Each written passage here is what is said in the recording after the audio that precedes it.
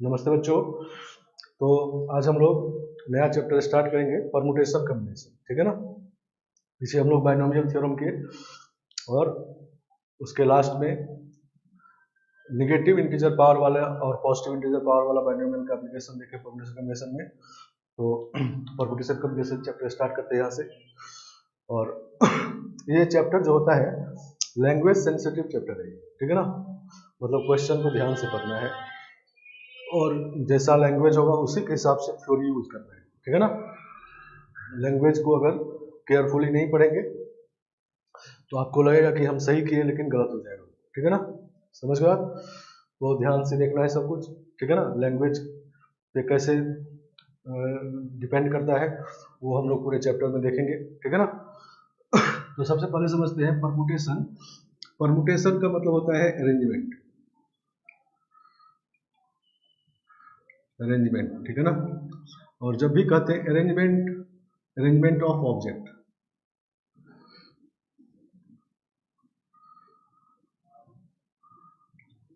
ठीक है ना। और जब भी अरेंजमेंट कहते हैं तो इसमें order of object is important.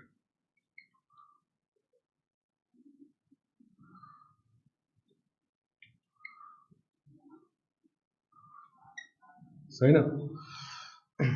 तो अरेंजमेंट जब भी कहेंगे, अरेंजमेंट किसका होगा तो ऑब्जेक्ट का होगा और उसमें ऑब्जेक्ट का ऑर्डर इंपॉर्टेंट होगा। मान लो दो ऑब्जेक्ट हमारे पास ए और बी है, तो अगर ए बी लिखे तो अलग बात होगा और बी ए लिखे तो अलग बात होगा, ठीक है ना। तो ये डिफरेंट वेज है।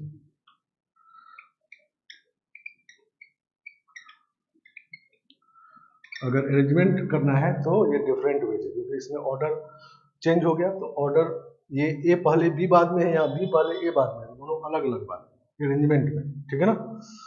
और कॉम्बिनेशन का मतलब होता है सिलेक्शन।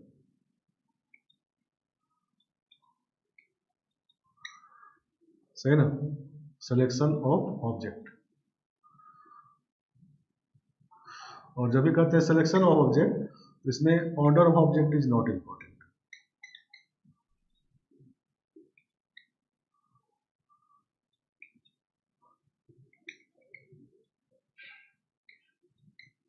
ठीक है ना। मतलब अगर ए बी को सेलेक्ट करना है तो चाहे ए बी लिखिए या बी ए लिखिए, एक ही बात है, ठीक है ना। तो सेम वे, मतलब एक ही वे है, क्योंकि इसमें ऑर्डर का इंपॉर्टेंस नहीं है और ये दो डिफरेंट वे, ठीक है ना। समझ गए? तो परमुटेशन मतलब अरेंजमेंट, ठीक है ना। एक ही बात है, परमुटेशन कहा जाए अरेंजमेंट कहा जाए एक ही बात है, और कॉम्बिनेशन या सिलेक्शन कहा जाए तो एक ही बात है। समझ गए बात? और कभी कभी क्वेश्चन में ये कहा जाता है कि इस ऑब्जेक्ट को अरेंज करिए या सेलेक्ट करिए, इनमें से सेलेक्ट करिए, ठीक है ना। समझ गए बात? और कभी कभी क्वेश्चन में नहीं कहा जाता है, ठीक है ना।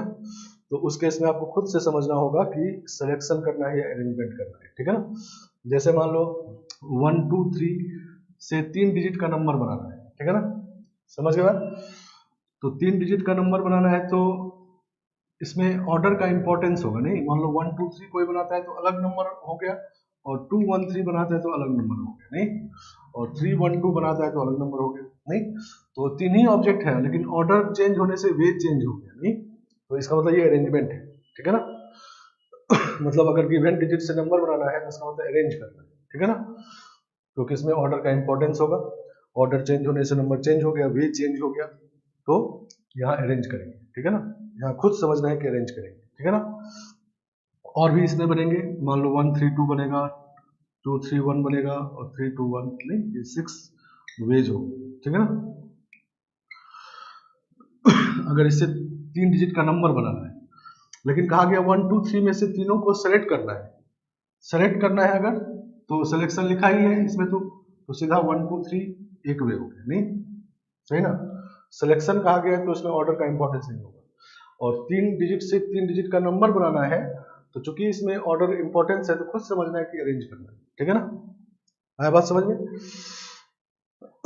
तो सिलेक्शन और अरेंजमेंट कभी कभी क्वेश्चन में लिखा रहता है कि सिलेक्ट करिए या अरेंज करिए, और कभी कभी आपको खुद से समझना होता है, ठीक है ना। समझ गए बात? अब ये सिलेक्शन या अरेंजमेंट जो करते हैं हम लोग, वो ऑब्जेक्ट का करते हैं नहीं। समझ गए? Arrangement of object, selection of object. तो ऑब्जेक्ट कितने टाइप के होते हैं, तो लिखते हैं टाइप्स ऑफ ऑब्जेक्ट।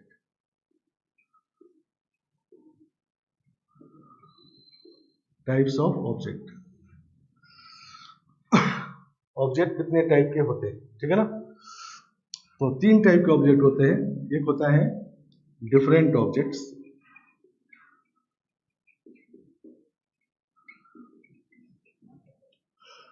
दूसरा होता है आइडेंटिकल ऑब्जेक्ट,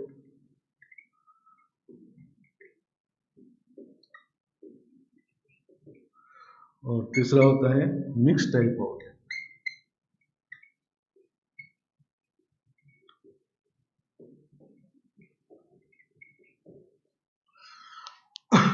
डिफरेंट ऑब्जेक्ट में क्या होता है कि मान लो 10 ऑब्जेक्ट है तो 10 के 10 अलग अलग होंगे, ठीक है ना। जैसे यहाँ पर 3 ऑब्जेक्ट है 1 2 3, तो तीनों अलग अलग है, नहीं तो डिफरेंट ऑब्जेक्ट्स है, ठीक है ना। या कभी कभी क्वेश्चन में कहा जाता है कि ये डिफरेंट ऑब्जेक्ट है, और कभी कभी खुद से समझना होता है, जैसे 3 डिजिट दे दिया और कहा गया इससे नंबर बनाना है, तो समझना है कि डिफरेंट ऑब्जेक्ट है। या 10% कहा गया तो 10% मतलब 10 डिफरेंट ऑब्जेक्ट, ठीक है ना, समझ गए बात। या इंग्लिश अल्फाबेट का मान लो 4 लेटर दे दिया ABCD, तो ये डिफरेंट ऑब्जेक्ट है, ठीक है ना, समझ गए बात। तो ये बात कभी कभी आपको खुद समझना होता है, और कभी कभी क्वेश्चन में दिया जाता है कि ये डिफरेंट है। जैसे मान लो 10 मैंगोज कहा गया, तो 10 मैंगोज डिफरेंट भी हो सकते हैं, आइडेंटिकल भी हो सकते हैं, ठीक है ना। तो वहां पर मेंशन रहेगा कि आइडेंटिकल है या डिफरेंट है, नहीं, समझ गए बात। आइडेंटिकल ऑब्जेक्ट का मतलब सबके सब आइडेंटिकल होंगे नहीं, जैसे 10 1 रुपये कॉइन कहा गया तो सबका वैल्यू 1 रुपया है, तो सभी आइडेंटिकल है। या 10 आइडेंटिकल मैंगोज कहा गया, या 10 ऑरेंजेस कहा गया, नहीं, जैसे पीछे हम लोग क्वेश्चन किए भी थे। तो आइडेंटिकल ऑब्जेक्ट में सबके सब ऑब्जेक्ट आइडेंटिटी एक जैसे होते हैं। और तीसरा होता है मिक्स टाइप। मिक्स टाइप में मतलब दोनों टाइप का मिक्सचर रहेगा, इन दोनों टाइप ऑब्जेक्ट का मिक्सचर रहेगा इसमें। जैसे मान लो कहा दिया गया 10 मैंगोज और 12 ऑरेंजेस,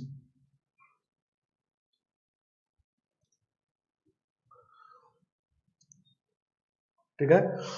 तो और मिक्स टाइप में 2 टाइप का मिक्सचर रहेगा, नहीं, 10 मैंगोज 12 ऑरेंजेस, जैसे पीछे क्वेश्चन किए भी थे। लेकिन मैंगो आइडेंटिकल कहा जाएगा और ऑरेंज आपस में आइडेंटिकल कहा जाएगा। तो इसमें कुछ कुछ डिफरेंट भी है, कुछ कुछ आइडेंटिकल भी है, नहीं। जैसे ये कहा गया कि 4 डिजिट है 1 2 2 3, नहीं, ऐसे। तो ये दोनों आइडेंटिकल है और कुछ डिफरेंट भी है, नहीं। तो ये मिक्स टाइप ऑब्जेक्ट है, ठीक है ना, समझ गए बात। ये आपका डिफरेंट ऑब्जेक्ट है, ठीक है ना, समझ गए बात। आइडेंटिकल ऑब्जेक्ट में सभी एक जैसे होंगे, ठीक है ना। तो ये जो हम लोग परमुटेशन या कॉम्बिनेशन पढ़ेंगे, ये तीनों टाइप के ऑब्जेक्ट का पढ़ेंगे, ठीक है ना। यही लैंग्वेज है, मतलब क्वेश्चन जब पढ़ेंगे तो पहले हम लोगों को ये ध्यान देना है कि इस क्वेश्चन में क्या करना है। परमुटेशन मतलब अरेंजमेंट करना है या कॉम्बिनेशन सिलेक्शन करना है, ठीक है ना, समझ के पहले ये देखना है। और उसके बाद देखना है किस टाइप का ऑब्जेक्ट करना है, ठीक है ना। तो इन तीनों टाइप के लिए थ्योरी होगा अलग अलग, और उसी को यूज करना है, ठीक है ना। अब मान लो लैंग्वेज पे ध्यान नहीं दिए, डिफरेंट आइडेंटिकल पे, और डिफरेंट वाले को आइडेंटिकल में यूज कर दिए, आइडेंटिकल वाले डिफरेंट में यूज कर दिए, तो क्वेश्चन गलत हो जाएगा, आंसर नहीं आप सोचोगे सही है, इसमें गलती क्या है। तो ये बात को ध्यान देना है, ठीक है ना, समझ गए। और इस चैप्टर में एक तीसरा पार्ट भी होता है, परमुटेशन कॉम्बिनेशन 2 पार्ट हुआ, और एक तीसरा पार्ट होता है दोनों को मिक्स करके, नहीं, उसमें कुछ कुछ पार्ट्स सिलेक्शन होता है और कुछ पार्ट में अरेंजमेंट होता है, ठीक है ना। तो उसको कहते हैं ग्रुप डिस्ट्रीब्यूशन, वो तीसरा पार्ट है। वो काम भी हम लोग इन्हीं तीनों टाइप का ऑब्जेक्ट करते हैं, ठीक है ना, समझ गए आप। मतलब इस चैप्टर में 3 पार्ट हो गए, परमुटेशन कॉम्बिनेशन, एक में खाली अरेंज करना होगा, एक में खाली सेलेक्ट करना होगा, और तीसरे में दोनों मिक्स करना होगा, ठीक है ना। और ये तीनों पार्ट 3 टाइप के ऑब्जेक्ट का करना है, ठीक है ना, समझ गया। और इन तीनों में से कौन सा करना है ये पहले समझना है, नहीं, और वो काम किस टाइप का ऑब्जेक्ट का करना है ये समझना है, ठीक है ना। बस यही पूरा चैप्टर है, समझ गए बात। और वो काम, यही बात आप समझ गए ध्यान से, तो आपके सारे क्वेश्चन पूरा कंफ्यूजन चैप्टर का दूर हो गया, ठीक है ना, समझ गए बात। उसके हिसाब से सीधा थ्योरी लगाओगे, सीधा आंसर आएगा, ठीक है ना। मतलब अगर क्वेश्चन डिफिकल्ट भी है तो अब उसी के अंदर आपको सोचना है, ठीक है ना, समझ गए बात। मतलब उसके बाहर अब नहीं सोचना है, बाकी चीज इलिमिनेट हो गई नहीं, क्योंकि 3 चीज पढ़ना है, 3 टाइप, मतलब टोटल 9 कॉम्बिनेशन हो गए ना, ठीक है ना। परमुटेशन 3 का, फिर कॉम्बिनेशन 3 का, फिर ग्रुप डिस्ट्रीब्यूशन 3 का, तो 9 कॉम्बिनेशन हो गया। तो पहले से तो 9 में से किसी एक पे आना है, ठीक है ना। अब एक पे जब पहुंच गए आप, तो या तो क्वेश्चन तुरंत सॉल्व हो जाएगा नहीं, या उसके अंदर फिर ट्विस्ट होगा नहीं। तो बस ट्विस्ट अब आपको एक ही पे काम करना है, बाकी 8 एलिमिनेट हो गया नहीं, समझ गए बात। तो मतलब इजी हो गया आपका काम, ठीक है ना। अब जो बात है कि ये जब हम लोग नंबर ऑफ वेज निकालते हैं, जैसे 3 डिजिट लेकर के 3 डिजिट का नंबर बनाना है, तो 6 नंबर बना, 6 डिफरेंट नंबर, तो 6 वेज, मतलब जब हम लोग आंसर 6 वे निकाले, तो ये 6 डिफरेंट वे होता है नहीं। देखो इसमें से कोई 2 वे एक जैसा नहीं है नहीं, ठीक है ना, सभी 6 अलग अलग तरीके हैं, ठीक है ना, कुछ ना कुछ अंतर है, समझ गए आप। तो जब भी हम लोग आंसर निकालते हैं कि 100 वे है, तो 100 वे मतलब 100 डिफरेंट वे, ठीक है ना, उसमें से कोई 2 भी एक जैसा नहीं है। तो कभी कभी क्या होता है कि नंबर ऑफ वेज निकाले 10 वेज, और फिर उसी क्वेश्चन में 20 वेज निकाले, और अब बीच में कभी कभी ऐड करना होता है, कभी मल्टीप्लाई करना होता है, ठीक है ना, ये काम भी करना होता है नहीं। मतलब एक ही क्वेश्चन में अगर नंबर ऑफ वेज निकाले 3-4 नंबर ऑफ वेज निकाल लिए, और फिर ये सोचना होता है कि उसको ऐड करें या मल्टीप्लाई करें, ठीक है ना। तो ऐड कब करते हैं नंबर ऑफ वेज को, और मल्टीप्लाई कब करते हैं, तो ये देखते हैं हम लोग। तो उसके लिए हम लोग टॉपिक लिखते हैं fundamental principle of counting.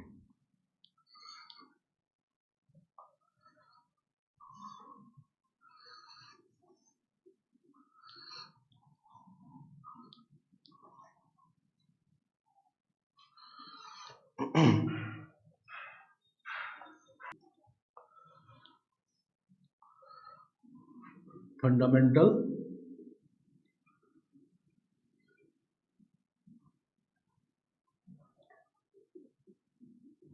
Principle of counting, fundamental principle of counting, इसको शॉर्ट में हम लोग FPC भी करते हैं, ठीक है ना, फंडामेंटल प्रिंसिपल ऑफ काउंटिंग, समझ गए बात।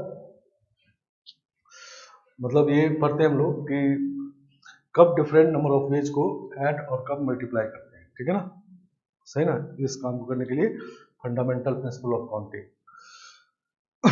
तो इसमें लिखते देखो, इफ एन एक्सपेरिमेंट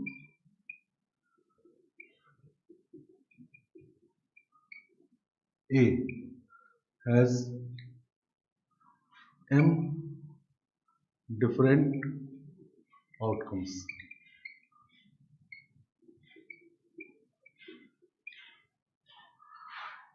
ठीक है ना, m different outcomes, and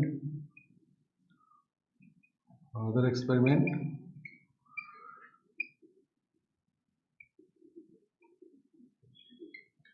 B has n different outcomes।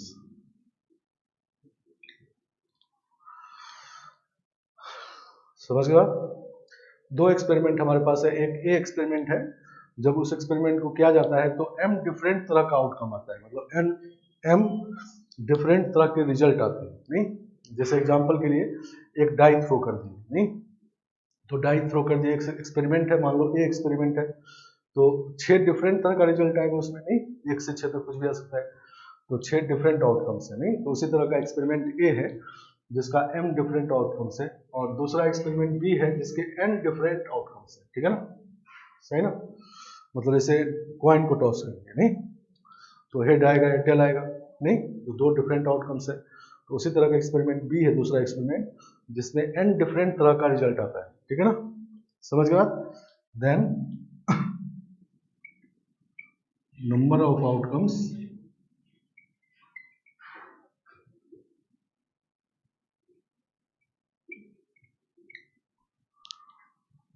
First rule of sum कब करते हैं, ठीक है ना, number of outcomes when one of the experiment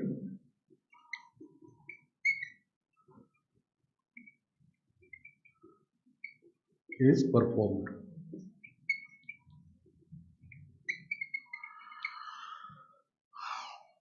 अगर दो में से एक एक्सपेरिमेंट को करना हो तब कितने आउटकम्स होंगे, तो this is equal to m plus n, ठीक है ना, सही ना। तो रूल सम करने के लिए ये रूल होता है नहीं, और रूल ऑफ प्रोडक्ट होता है, प्रोडक्ट कब करना है, तो when both the experiments are performed.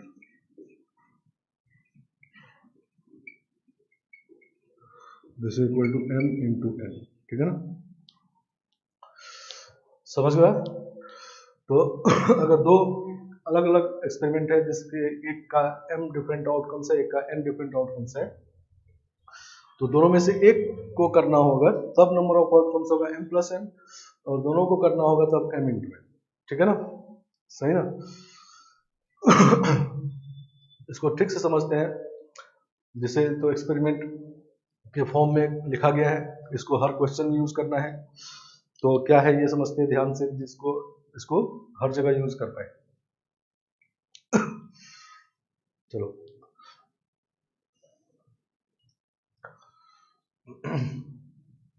चलो, तो सबसे पहले मतलब ये देखना है इसमें कि हमारा एम क्या है, ठीक है ना। तो जैसे रूल ऑफ सम में हमारा एम है कि एक एक्सपेरिमेंट को परफॉर्म करना है, ठीक है ना, सही ना।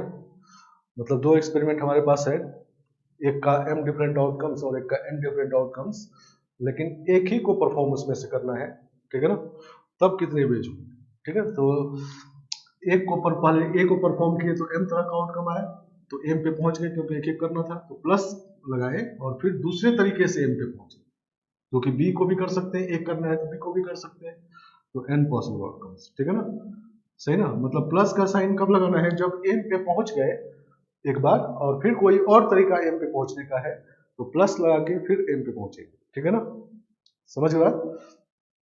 मान लो जैसे यहाँ पर 3 डिजिट का नंबर बनाना है, नहीं सही ना, तो एक 3 डिजिट का नंबर बन गया नहीं, तो m पे पहुंच गए, अब प्लस लगाएंगे, फिर दूसरे तरीके से 3 डिजिट का नंबर बनाएंगे, फिर प्लस, इसीलिए 6 वेज है, मतलब 1 1 1 ऐड करके 6 हुआ, नहीं समझ गए बात।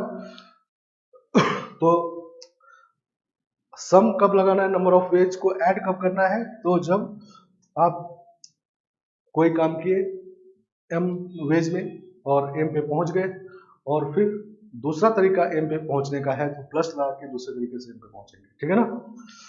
और प्रोडक्ट कब करना है, तो इसमें देखो हमारा m क्या है, इसमें दोनों को करना है, मतलब दोनों एक्सपेरिमेंट कर देंगे तब m पे पहुंचेंगे, ठीक है ना, समझ गए बात।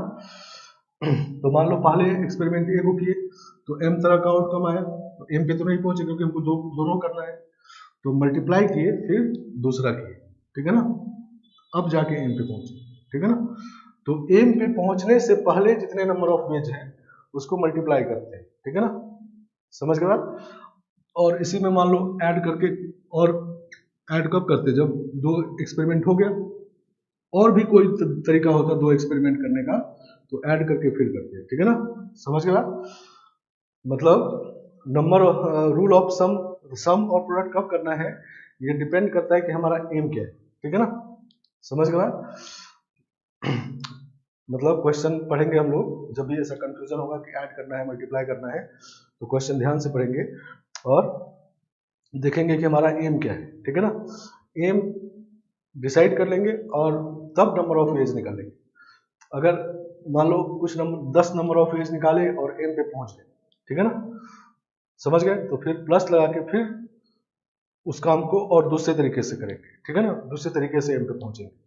मतलब एम पे पहुंचने के बाद प्लस लगाना है, और एम पे पहुंचने से पहले जितने भी नंबर ऑफ वेज निकालेंगे सबको मल्टीप्लाई करेंगे, ठीक है ना, समझ गए बात।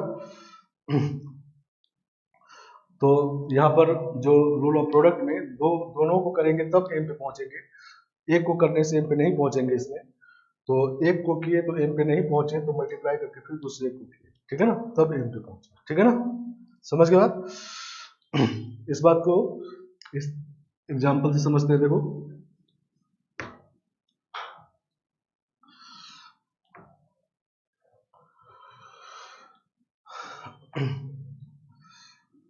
देखो ये एक प्लेस है ए, ये प्लेस है, समझ गए, और यहां से 3 रास्ता बी प्लेस पे जाता है, ठीक है ना, प्लेस है ये नहीं जगह, जैसे बनारस में ये ब्रह्मानंद है, यहाँ से लंका जाना है नहीं, तो हम लोग ब्रह्मानंद को ए प्लेस कर दिए, लंका को बी प्लेस कर दिए, ठीक है ना। तो ए से बी जाने का 3 डिफरेंट वेज है, ठीक है ना, समझ गए, और इसी तरह से बी से सी जाने का फिर 2 डिफरेंट वेज है, और यहाँ से 3 डिफरेंट वेज है डी पे जाने का, ठीक है ना, और इससे ई पर जा सकते हैं 2 तरीके से, और डी पर फिर से 3 तरीके से, सही ना, और 2 रास्ता ऐसा है जो सीधा ए से डी तक है, सही ना। तो ये रोड नेटवर्क है किसी शहर का, इसमें 5 प्लेस बनाया गया है A B C D E, और 5 जगह कनेक्ट करने वाले रोड इसमें दिखाया गया है, नहीं जो एक लाइन है, एक रास्ता है, दूसरा लाइन दूसरा, तीसरा लाइन तीसरा, नहीं इस तरह से, ठीक है ना, क्लियर है। तो अब हम लोग को मान लो ए से डी पर जाना है, ठीक है ना, कितने डिफरेंट वेज में ए से डी पर जा सकते हैं, ठीक है ना, सही ना। तो ए से डी पर जाने के लिए देखो क्या करेंगे, हमारा एम हो गया ए से डी तक, मतलब जब तक डी पे नहीं पहुंचेंगे तो एम पे नहीं पहुंचेंगे, ठीक है ना, समझ गए। तो पहले हम लोग ए से डी सीधा 2 तरीके से जाएंगे, 2 डिफरेंट वे से, ठीक है ना, एम पे पहुंच गए तो प्लस करेंगे, नहीं अब दूसरे तरीके से एम पे पहुंचेंगे, तो 3 रास्ता ये है, एम पे नहीं पहुंचे हैं अभी 3 रास्ते से, तो मल्टीप्लाई करेंगे, फिर 2 रास्ता ये है, फिर 3 रास्ता ये है, एम पे अब पहुंचे तो ये हो गया। फिर तीसरे तरीके से एम पे पहुंचते हैं, 2 रास्ता इधर गया, एम पे तो नहीं पहुंचे, 3 रास्ता ये गया, एम पे नहीं पहुंचने से के पहले, एम पे पहुंचने से पहले जितना भी नंबर ऑफ फेज है सबको मल्टीप्लाई करना है, और एम पे एक बार पहुंच गए तो प्लस करके दूसरे तरीके से एम पे पहुंचना है, फिर तीसरे तरीके से एम पे पहुंचना है, नहीं इस तरीके से, ठीक है ना। तो ए से डी पर पहुंचने के टोटल नंबर ऑफ वेज हो गए 2, और ये है 18 और 6, तो 26 वेज, और वेज जब भी लिखते हैं डिफरेंट वेज, ठीक है ना। तो ए से डी पर जाने के लिए 26 डिफरेंट वेज है, समझ गए बात, समझ गए।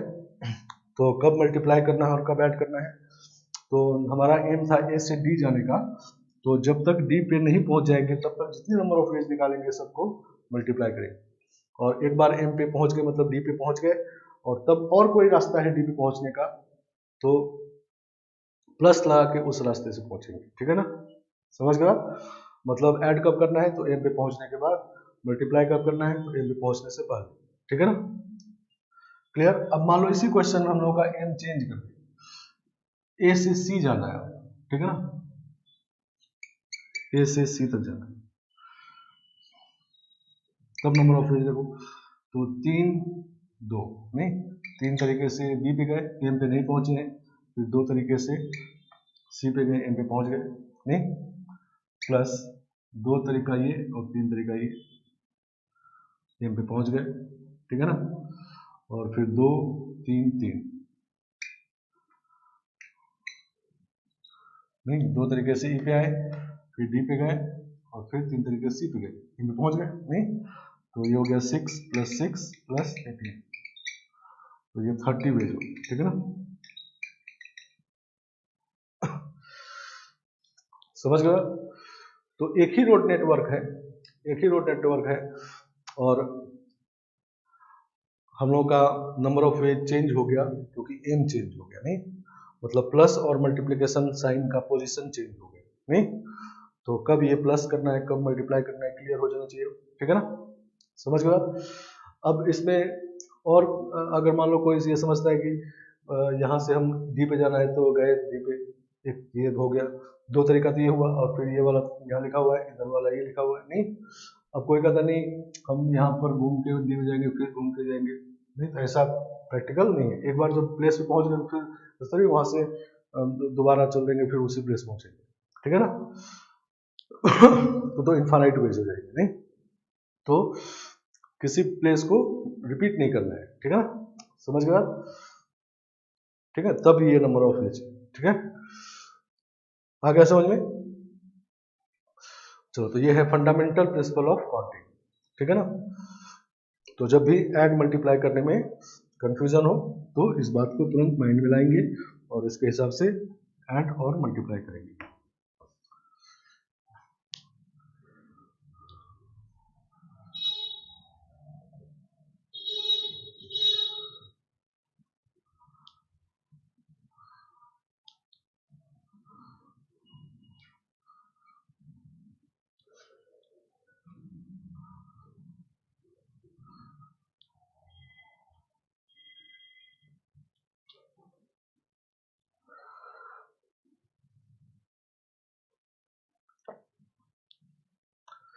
चलो, तो हम लोग पहले स्टार्ट करेंगे अरेंजमेंट।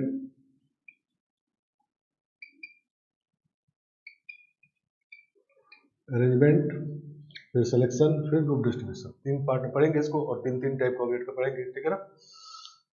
तो अरेंजमेंट में पहले डिफरेंट ऑब्जेक्ट करेंगे, ठीक है ना। तो लिखते हैं फर्स्ट यहाँ पर number of ways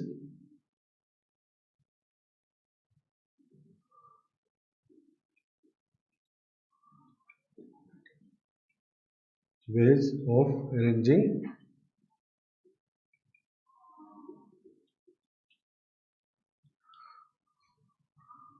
are different object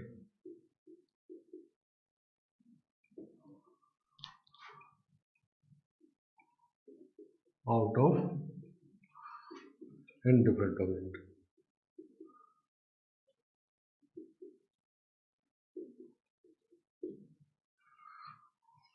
सही ना, n डिफरेंट ऑब्जेक्ट है और उसमें से r को अरेंज करना है, ठीक है ना, सही ना। अरेंज करना है मतलब ऑर्डर का इंपॉर्टेंस रखना है और डिफरेंट ऑब्जेक्ट के लिए करना है। तो हम लोग देखो ये r प्लेस बना लिए, नहीं,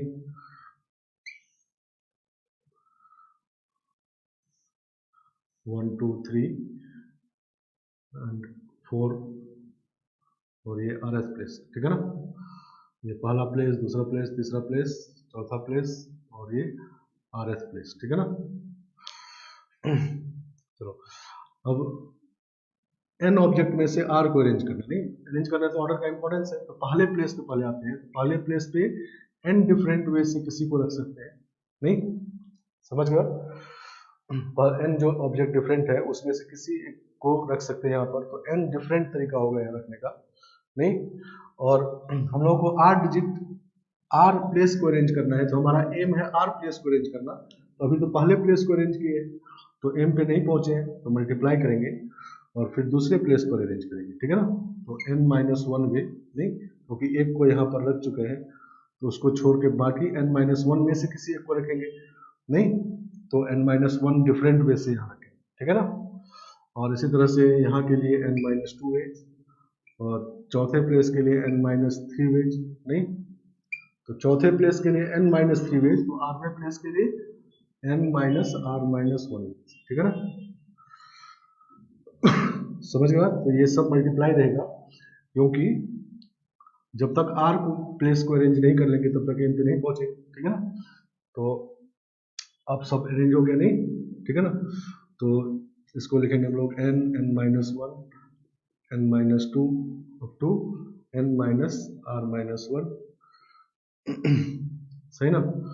और इसमें n माइनस आर से अगर मल्टीप्लाई कर दिया जाए फैक्टोरियल से,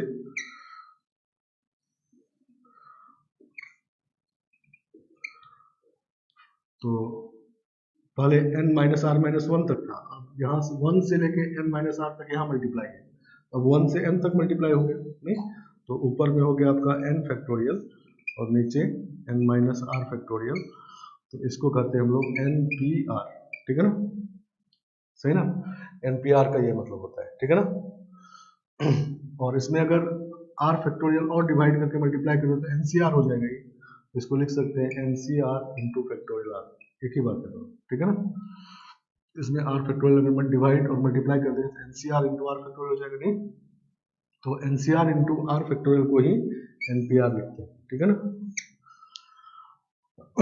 सही ना। तो n डिफरेंट ऑब्जेक्ट में से अगर r ऑब्जेक्ट को अरेंज करना हो, ठीक है ना, तो ये लिखे चाहे ये लिखे चाहे ये लिखे, सब एक ही बात है, ठीक है ना। तो NPR होता है, ठीक है ना। लेकिन ये तब होता है when repetition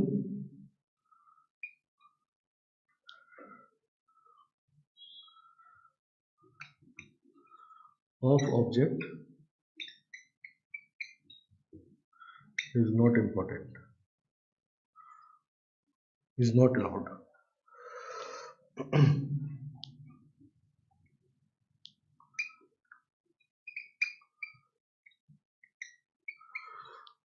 अगर ऑब्जेक्ट का रिपीटिशन नहीं हो, नहीं समझ के, ये डिफरेंट ऑब्जेक्ट तो है ही नहीं, मान लो 1 से n तक है, तो एक बार 1 अगर कहीं पर आ गया तो दूसरी बार 1 फिर नहीं आना चाहिए, नहीं, एक ऑब्जेक्ट 2 बार नहीं आना चाहिए, तो उस केस में ये नंबर ऑफ वेज है, ठीक है ना। और जब रिपीटिशन अलाउ हो जाएगा तो तब देखो आर प्लेस पर अरेंज करते हैं, ये पहला दूसरा तीसरा चौथा 1 2 3 4 और ये आरवा प्लेस, ठीक है ना। तो अब पहले प्लेस पर n डिफरेंट वेज नहीं, अब यहाँ वाला ऑब्जेक्ट यहाँ भी आ सकता है, रिपीटिशन अलाउड है, तो ये भी n तरीका, यहाँ भी n तरीका, यहाँ भी n तरीका और यहाँ भी n तरीका, ठीक है ना, समझ गए आप। तो ये हो गया n का पावर r, ये तब होता है when repetition of object is allowed। मतलब कोई ऑब्जेक्ट बार बार अगर आ सकता है तब नंबर ऑफ वेज ये है, ठीक है ना, समझ गए। मतलब अब ये क्लियर होना चाहिए कि इस नंबर ऑफ वेज में ये भी इंक्लूडेड है, मतलब क्योंकि यहाँ पर n वेज था और सेकेंड प्लेस पर वहाँ n माइनस वन वे है, यहाँ n वे है, मतलब वो चीज तो इसमें है और थोड़ा ज्यादा भी है, जो यहाँ पर आया वो भी आ गया और उसके साथ साथ अलग वाला भी आया, नहीं सही ना। तो जब रिपीटिशन इज अलाउड का मतलब ये भी है कि विदाउट रिपीटिशन वाला भी है और साथ साथ रिपीटिशन वाला भी है, ठीक है ना, समझ गए बात। तो जब भी n डिफरेंट ऑब्जेक्ट में से r को अरेंज करना हो तो हमारे पास ये डिफरेंट दो फॉर्मूला है यहाँ पर, ठीक है ना, एक ये और एक ये, ठीक है ना। अगर ऑब्जेक्ट रिपीटिशन अलाउड नहीं है तो ये वाला, अलाउड है तो ये वाला, ठीक है ना, समझ गए आप। और इस फॉर्मूला का उल्टा मतलब भी समझना, ठीक है ना, सही ना। तो NPR का उल्टा मतलब क्या, तो ये वाला नहीं, NPR denotes number of ways of arranging R object out of n different object, ठीक है ना, object when repetition is not allowed.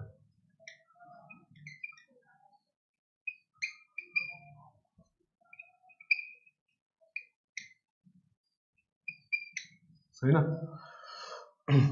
इसका उल्टा मतलब भी समझना है।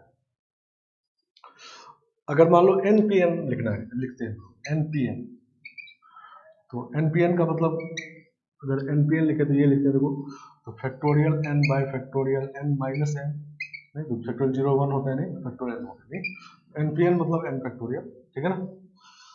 और NCN जो होता है वो 1 होता है, नहीं वो पीछे पढ़ चुके हम लोग, नहीं। तो npn का मतलब n फैक्टोरियल, तो ये npn क्या रिप्रेजेंट करेगा, this denotes number of ways of arranging n object out of n different object, मतलब n में से n को अरेंज करना हो और रिपीटेशन अलाउड नहीं हो तो इसका मतलब n फैक्टोरियल, ठीक है ना, समझ गए बात। जैसे एग्जांपल लिखते हैं,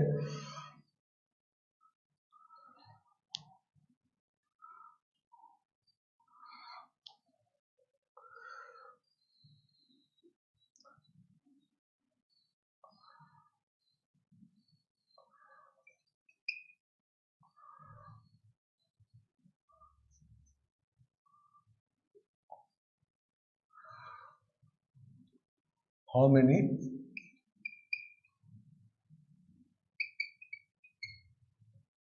three digit number can be formed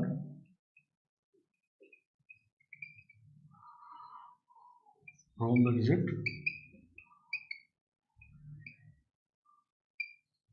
digits 1 2 3 4 5, इस 5 में से 3 डिजिट का नंबर बनाना है, ठीक है ना। पहला when repetition is not allowed,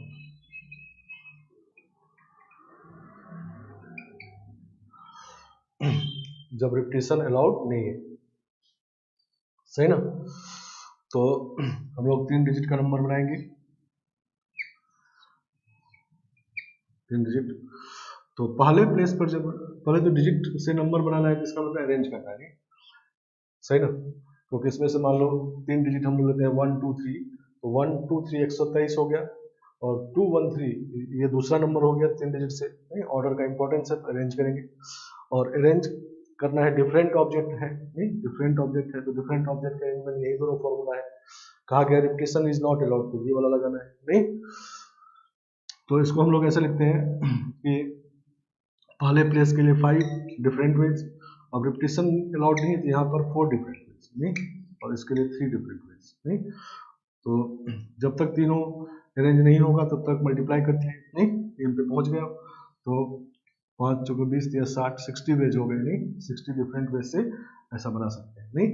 या हम लोग सीधा लिख देंगे 5p3, एक ही बात है, नहीं, मतलब ये फॉर्मूला यूज कर लिए, रिपीटिशन इज नॉट अलाउड, तो इसका मतलब फैक्टोरियल 5 बाय फैक्टोरियल 5 माइनस 3, तो फैक्टोरियल 5 बाय फैक्टोरियल 2, तो ये 60 है, ठीक है ना, समझ गए आप। और इसी में अगर रिपीटिशन अलाउड होता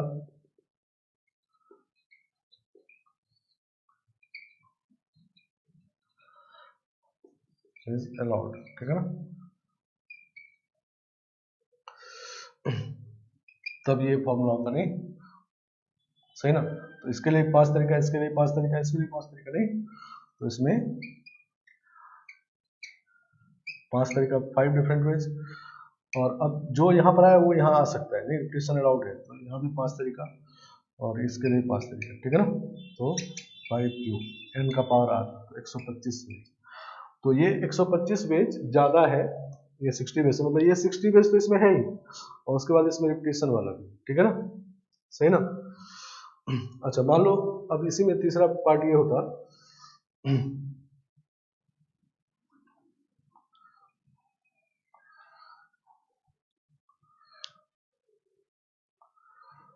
तीसरा पार्ट ये है, when at least 1 digit is repeated,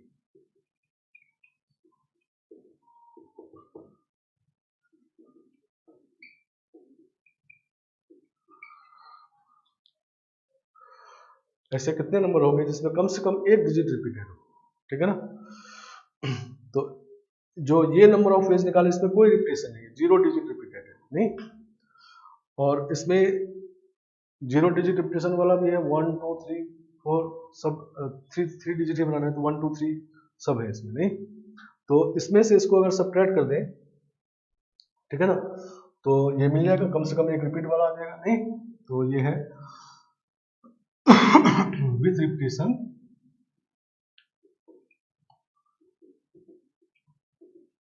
minus without repetition, ठीक है ना।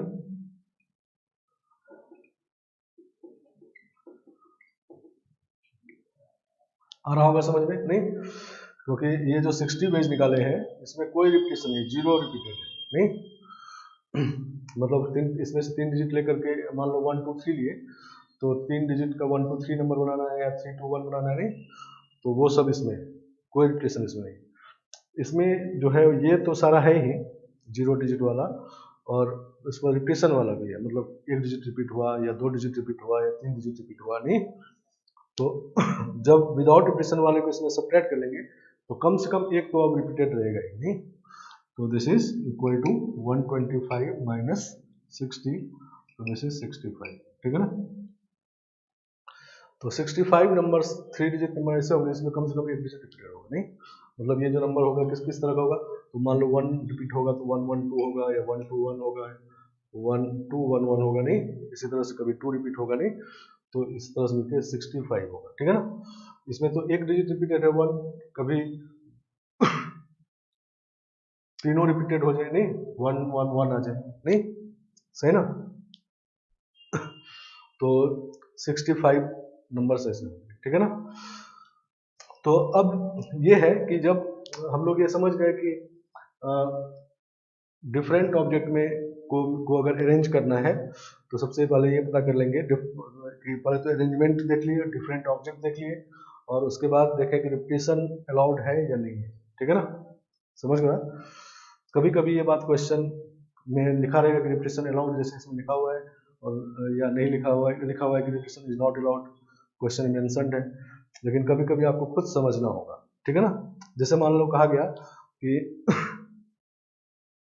5 डिजिट का सारा नंबर, तो 5 डिजिट का सारा नंबर जब कहा जाएगा या 3 डिजिट का सारा नंबर कहा जाएगा तो उसमें 112 भी नंबर है और 121 भी नंबर है, नहीं तो उसमें रिपीटेशन वाला भी है, विदाउट रिपीटेशन वाला भी है, ठीक है ना, सही ना, क्लियर। तो अगर विथ रिपीटेशन ना लिखे, ये जो लिखा हुआ है विथ रिपीटेशन वाला, when repetition is not allowed, इसलिए इसमें कहा जाता है कि find all 3 digit number form by the digits this, all 3 digit number कहा गया तो उसमें रिपीटेशन वाला भी आ गया, नहीं तो वहां खुद समझना रिपीटेशन अलाउड है। एक बात तो ये कि ये फॉर्मूला लगा, ये फॉर्मूला। दूसरा कि अब इतना क्वेश्चन इजी तो नहीं होगा कि ये दोनों फॉर्मूले से काम चल जाए, नहीं तो होता क्या है कि कुछ रिस्ट्रिक्शन क्वेश्चन में होते हैं, ठीक है ना, मतलब अरेंज करना होगा, डिफरेंट ऑब्जेक्ट को अरेंज करना होगा, और विथ रिपीटेशन विदाउट रिपीटेशन देखने के बाद भी और कुछ रिस्ट्रिक्शन होंगे, नहीं समझ गया। जैसे कभी कभी कहा जाए इवन नंबर बनाइए, कभी कहा जाएगा ऑड नंबर बनाइए, नहीं सही ना, कभी कभी कहा जाएगा कि फर्स्ट यूनिट प्लेस जो होना चाहिए वो उसमें 2 ही चीज रख सकते हैं, नहीं जैसे यहाँ पर 3 तरीके से रखे तो कहा जाएगा इसमें कोई एक ही रखना है, ठीक है ना, क्वेश्चन घुमा के लेकिन कहा जाएगा। तो क्वेश्चन का डिफिकल्टी जो होता है वो डिपेंड करता है रिस्ट्रिक्शन पे, कि ये फॉर्मूला डायरेक्ट यूज करने के लिए क्वेश्चन नहीं रहेगा, तो क्या रिस्ट्रिक्शन है, किस प्लेस पर रिस्ट्रिक्शन है, वो रिस्ट्रिक्शन रिजॉल्व करना है, तब ये यूज करना है, नहीं मतलब ये जो नंबर बने हैं 125 नंबर, इसमें क्या है कि कोई कहीं आ सकता है, कोई रिस्ट्रिक्शन किसी प्लेस पे नहीं है, ठीक है ना, समझ गया। ये पांचों के पांचों डिजिट यहाँ भी आ सकते हैं, यहाँ भी आ सकते हैं, यहाँ कोई रिस्ट्रिक्शन नहीं है, सही ना। लेकिन कभी कभी क्वेश्चन में रिस्ट्रिक्शन होगा, नहीं और वही क्वेश्चन का डिफिकल्टी डिसाइड करता है, ठीक है ना। तो पहले तब उसकी जब रिस्ट्रिक्शन आ जाए किसी प्लेस पर, तब ये फॉर्मूला यूज डायरेक्ट नहीं करना है, पहले उस रिस्ट्रिक्शन को रिजॉल्व करना है, और जब सभी प्लेस पे आ सकते हैं तब जाके ये फॉर्मूला यूज करना है, नहीं समझ गया। तो ये फॉर्मूला यूज करने के लिए कोई भी ऑब्जेक्ट किसी प्लेस पे जा सकता है, ठीक है ना, तब ये फॉर्मूला है। लेकिन अगर क्वेश्चन के हिसाब से रिस्ट्रिक्शन लगा हुआ है कि किसी प्लेस पर कोई जाएगा, किसी प्लेस पे कोई नहीं जाएगा, तो फिर उसके हिसाब से हम लोग रिस्ट्रिक्शन रिजॉल्व करके तब फॉर्मूला लगाएंगे, नहीं जैसे देखो एग्जांपल समझते हैं इस बात को।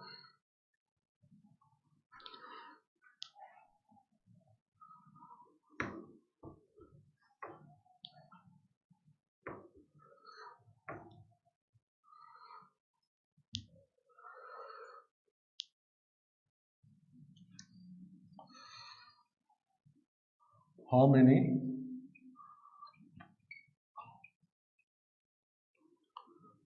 Five digit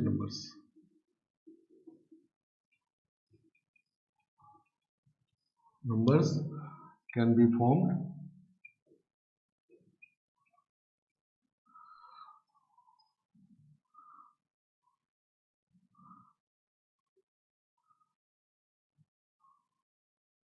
using digits.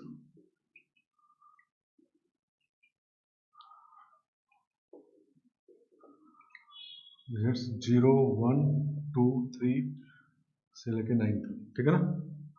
How many 5-digit numbers can be formed in the digits this without repetition?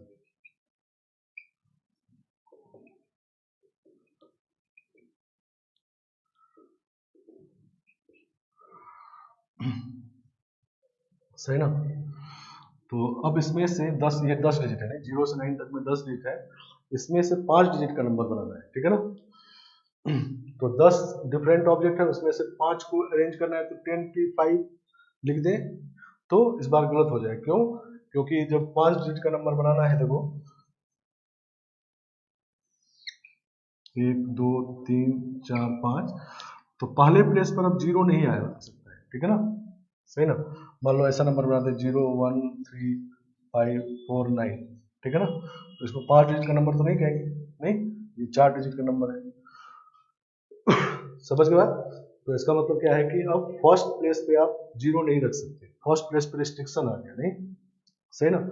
तो जब हम लोग 10p5 लिखेंगे तो इसका मतलब कोई ऑब्जेक्ट कहीं भी जा सकता है, यहाँ 0 वाला भी आ जाए, ठीक है ना। जबकि जब यहाँ 0 आएगा तो 5 डिजिट का नंबर नहीं बनेगा। तो इसके लिए पहले यहाँ वाला रिस्ट्रिक्शन जो है इस पे उसको रिजॉल्व करेंगे। तो यहाँ पर रखने का अब 9 तरीका है, नहीं, क्योंकि 0 नहीं रख सकते तो 1 से 9 में कोई भी रख सकते हैं, तो 9 डिफरेंट वे से रख दिए। और अब हमारे पास रिपीटेशन अलाउड नहीं है, तो कोई एक को जब इसमें से रख दिए तो अब यहाँ 8 बच गया और एक 0 बचा 9, अब उसमें से कोई कहीं आ सकता है, ठीक है ना। तो 9p4 लिख सकते हैं इसको, ठीक है ना। समझ गए बात। तो अब जो हमारे पास 9 ऑब्जेक्ट बचे हुए हैं उसमें से कोई कहीं आ सकता है, अब कोई रिस्ट्रिक्शन नहीं है, ठीक है ना। तो जब रिस्ट्रिक्शन नहीं है और विदाउट रिपीटेशन है तो ये फॉर्मूला यूज कर, ठीक है ना। समझ गए बात। तो क्वेश्चन में ये बात जो होता है यही क्वेश्चन को डिफिकल्ट बनाता है। ये सिंपल रिस्ट्रिक्शन है, और भी देखो रिस्ट्रिक्शन करेंगे भी। तो हमारे पास ये समझना है कि डिफरेंट ऑब्जेक्ट को अरेंज करने का 2 फॉर्मूला है, ठीक है ना। डिफरेंट ऑब्जेक्ट को अगर अरेंज करना है तो हमारे पास 2 फॉर्मूला है, विथ रिपीटेशन, विदाउट रिपीटेशन, इन्हीं दोनों को यूज करना है, नहीं। लेकिन ये फॉर्मूला तब है जब कोई ऑब्जेक्ट कहीं भी आ सकता है। तो अगर किसी प्लेस पर रिस्ट्रिक्शन है तो पहले उसको रिजॉल्व कर लेंगे, और जब कोई कहीं आ सकता है तब ये फॉर्मूला यूज कर लेंगे, ठीक है ना। सही ना। अब इसी मान लो क्वेश्चन ऐसा होता, how many of these numbers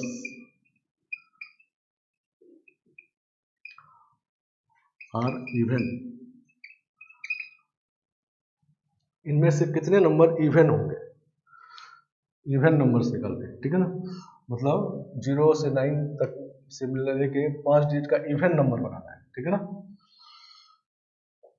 तो अब इवन नंबर 5 डिजिट का बनाना है, यहाँ भी विदाउट रिपीटेशन है। तो अब हमारे पास रिस्ट्रिक्शन 2 जगह पे आ गए,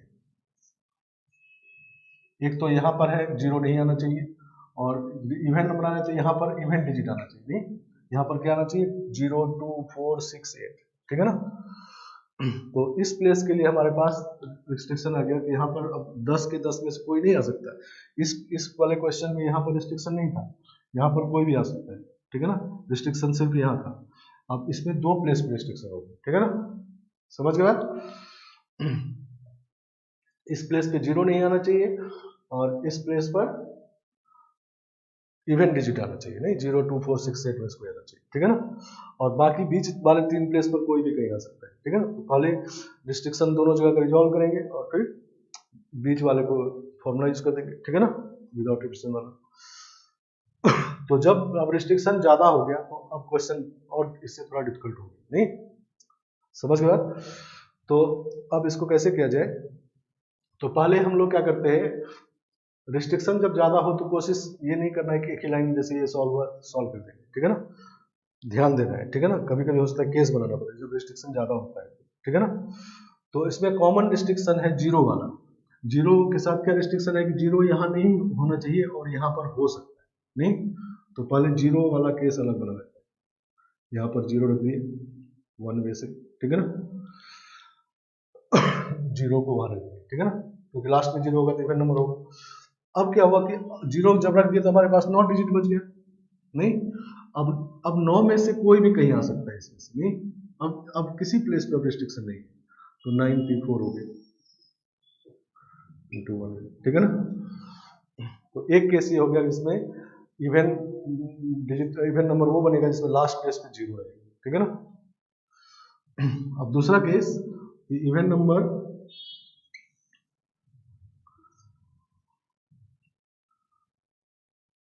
5 डिजिट है,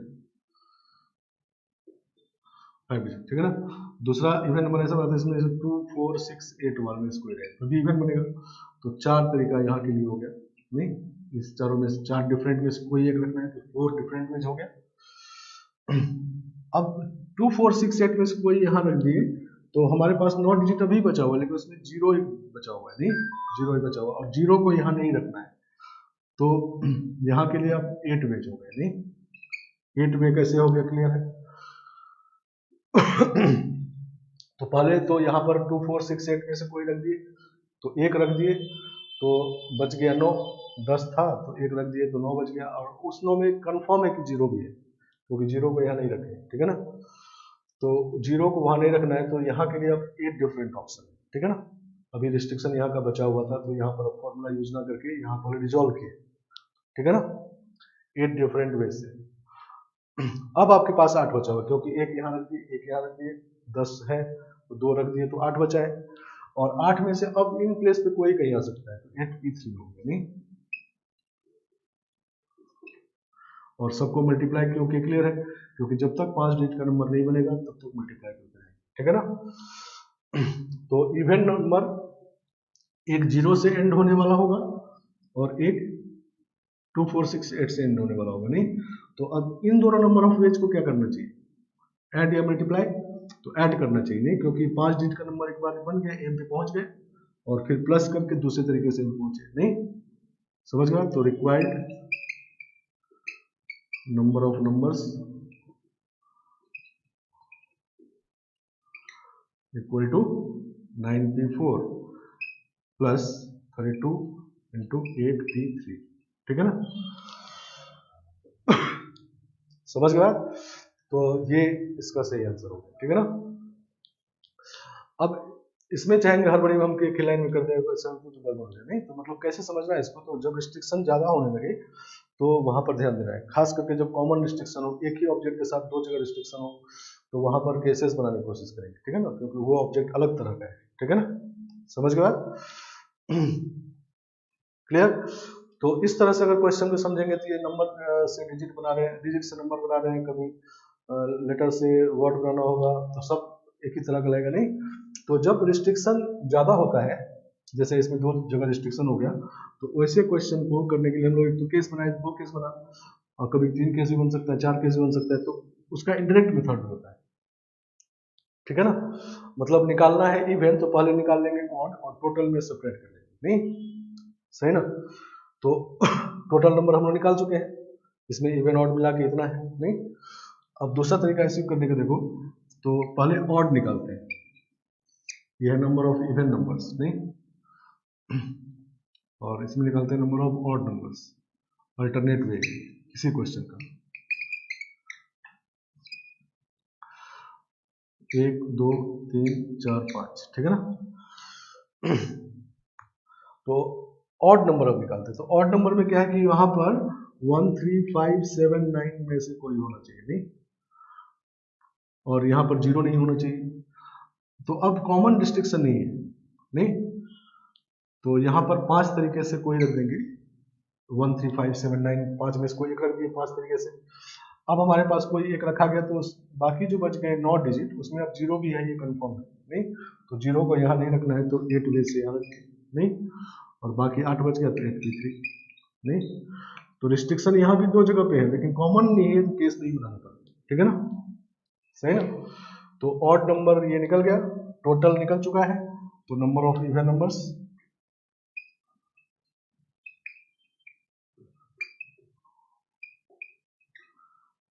this is 9 into 9p4 minus 40 into 8p3।